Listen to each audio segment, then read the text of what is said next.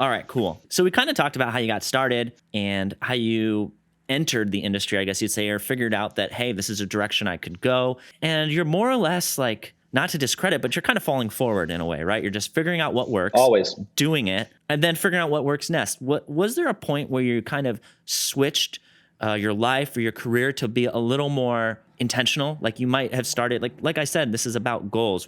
Did you start setting goals and working towards them in a more of a formal way at any point? Or how long did you kind of just continue with that same path that we talked about? Unfortunately, I wasn't, intentionally setting those goals. I think it is Yeah. an important practice that I do live by now that it's funny to look back on again, because even with Fuel by Ramen getting hired there after doing LLR, which was the label for 3 years, I didn't, I didn't approach them. I didn't set the goal. It was, they had signed two of my projects, one being August Premiere and the other being Academy Is, and getting to know John, the owner at that point. And, we were really close with Fall Out Boy from the Chicago scene. So they were close friends of ours that were also on Fuel by Ramen. So in actuality, like three of the things that were on Fuel by Ramen came kind of through our scene and kind of around us and within. Mm-hmm. We were really close in helping Fall Out Boy before their deal and stuff. And then, that came out of left field, to be honest. I was like, they offered the job and I said no like 3 or 4 times because I was like,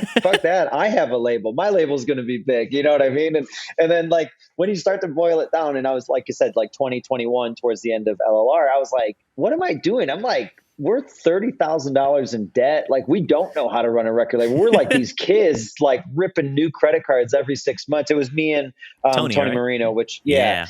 So amazing. I was going to say, for anybody who doesn't know Tony Marino, he is now currently a tour manager, but I know that you guys worked together pretty closely back in the day. Amazing guy. yeah, we were best friends throughout a lot of school.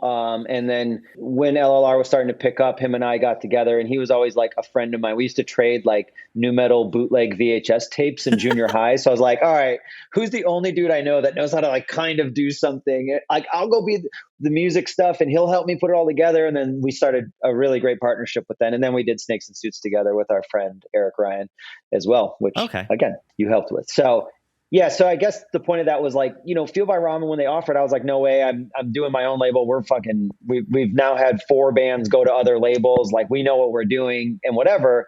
And then like when I really boiled the books, that we were looking at them one day and we were both like, do we know what we're doing? Like, we're finding the right bands, but we don't know how to like turn that into, like, everyone thinks we're really successful. So I think we got that part, like we nailed it, right? Everyone, this whole shiny object, but back here, it's just mayhem. And we're like not being able to pay the credit card bills and all that stuff. So it kind of got to the point where I was like, I think that this has to happen. Like, I think, and the way that I took the jump, which is, I was really concerned. I didn't want to move. I didn't want to leave my friends and my family and all that stuff. And then the only way I tricked my brain into actually going after like many pursuits was like, one, the upside of the job. All my favorite bands were there. But like my friends fit bands and all these pieces of it were incredible. I was a huge Less Than Jake fan, so that was really exciting to go work with them. I just kind of was like, look, go. If it sucks, come home. Like, nothing changes. You literally don't lose any time in your life. If you went for 6 months, like, what a cool shot you took to work at a label.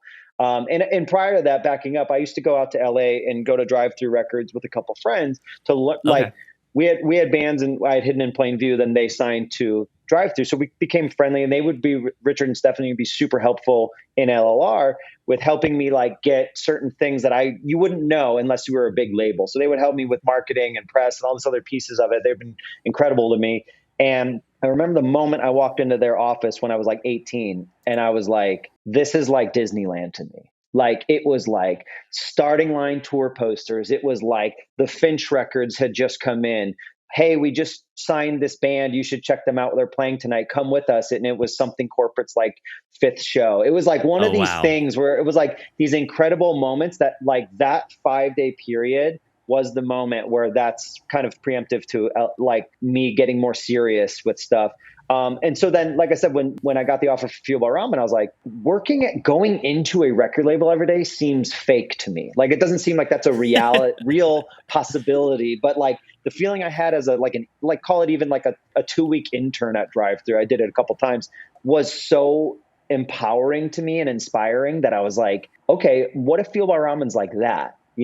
So then I kind of went And that's what I convinced myself to go, because I was like, just come home if it sucks.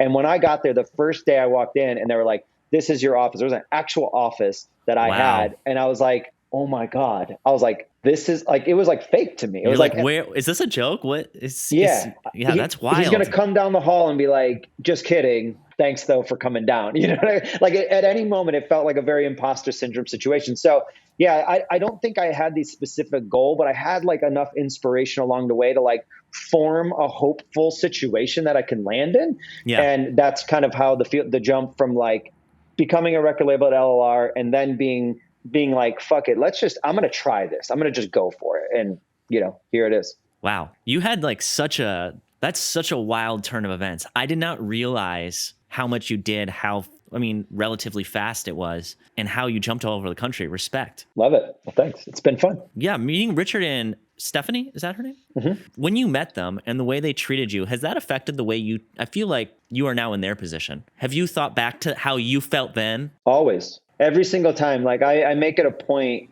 it's been a lot harder recently, but make it a point to say yes to like anything I can. Whatever college student A&R, whatever it is, I do my best at to time it out.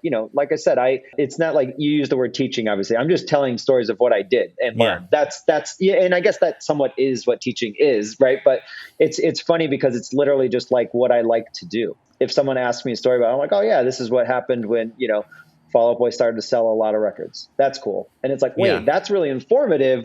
If someone told me that story, which again, Richard and Stephanie did, they would tell me Newfound Glory stories, Phoenix TX stories when they started to break their first couple big bands, and how then you expand and, start to really map the growth and continue the growth. Yeah. You could just have easily said, oh, I started a label, went to Florida, went to LA, and, now I'm an A&R. And you broke it down. And that takes a lot of reflecting because, like you said, all these things were just kind of happening because you were living them. It's not like you like calculated it all and laid it all out. And, you just lived them. And it takes the right type of person to go back, figure out what they learned and how they did it, and then teach that to other people. So even though it's effortless, maybe to an extent on your part, it's so valuable to others, myself included. So thank you. Love that. Of course.